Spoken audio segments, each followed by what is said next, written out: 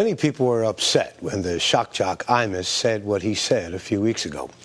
Different people were ticked off for different reasons, though. Some people were almost willing to excuse Imus, citing the violent language in rap music.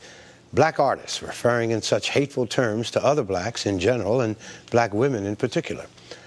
The fact of that self-loathing resonates deeply within some black people who, way before Imus, were disturbed by the vulgarity and the misogyny in the lyrics of some of today's music. Marvin Gaye, arguably his signature album. He asked the question, what's going on?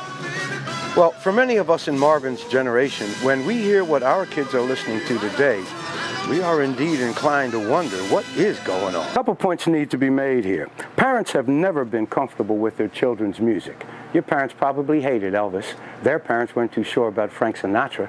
And I knew plenty of Negroes who were embarrassed by James Brown. Second point, all the music back in the day was not sweet. Remember 60 Minute Man?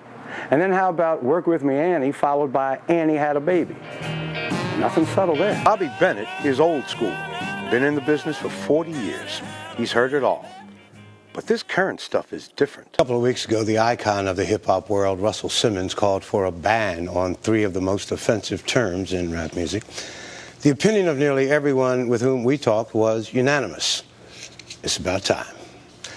We'd like to invite you to our website, NBC4.com. We have a longer version of the piece that you just saw. It includes a few words about the record companies and why they continue to allow such vulgar language on their CDs. So many layers and levels to this argument. It's not simply black and white. There's a lot of different layers. Not. But the kids get it. They're sharp.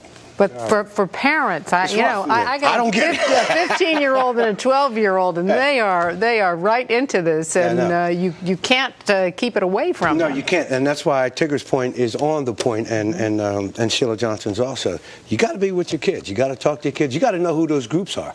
All those groups that Tigger just mentioned. Every parent needs to know who all of them are, and the other ones as well. There's a lot of work for a parent to do. Yes, I'll say.